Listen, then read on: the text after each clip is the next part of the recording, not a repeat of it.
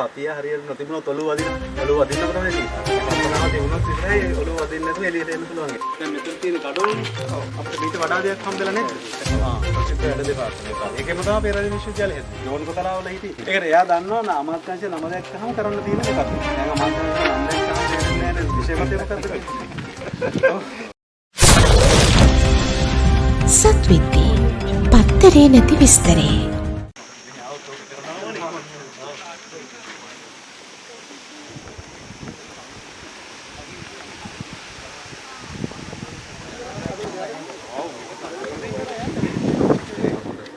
කල්පනා කරලා තියෙනවා. ඇත්තටම හැම දෙයක්ම කන්සෙප්ට් එකකට දැන් තිවංකේ තියෙන්නේ. වටේ ගිහිල්ලා එළියට එනකොට සතිය හරියට නොතිබුණොත් ඔළුව වදිනවා.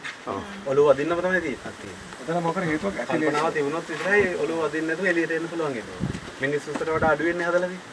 දලදා මාලිගය ගැන ප්‍රොෆෙසර් මොනවද තියෙන්නේ එවිඩන්ස්? දැන් මෙතන තියෙන ගඩොල්නේ. ඔව්. අපිට ඊට වඩා දෙයක් හම්බෙලා නේද?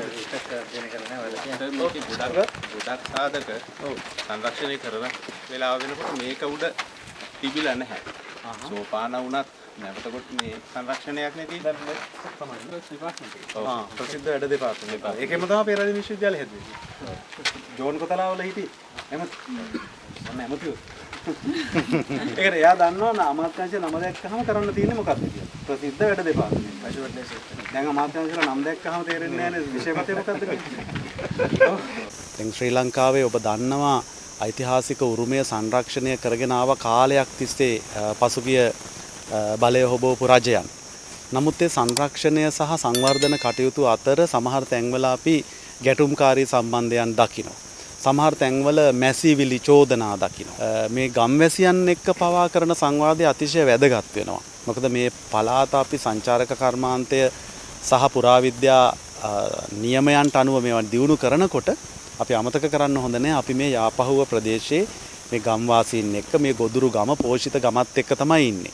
ඉතින් ඒ සියලු දෙනාගේ දැනුම්වත් වීම එකඟතා සහ එයාලගේ යෝජනා සලකා බලන තැනකින් මේ කටයුතු ආරම්භ කරන්න මම තීරණය කළේ ඒ නිසා. ඉතින් අපේ අදහස තිබෙන්නේ මුළු ලංකාවෙම මේ නගර ආපහු නිර්මාණය කරන්න ඕන ඒ නගරයේ විශේෂතාව පෙනෙන විදියට. ඒක අනුරාධපුරයට පොළොන්නරුවට දඹදෙණියට යාපහුවට විතරක් නෙමෙයි. යාපනයට ත්‍රිකුණාමලයට ඈත දකුණටත් ඒ විදියට තමයි.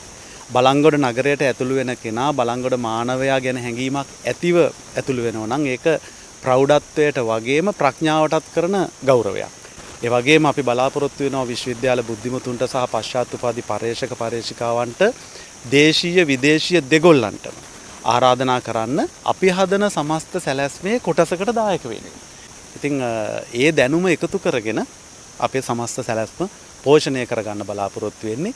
එහෙම කරගත්තොත් සමහර වෙලාවට අපිට අපේ මේ ඓතිහාසික පුදබිම් වලින් ඇහෙන මැසිවිලි යාපහුවෙන් ඇහෙන එකක් නෑ.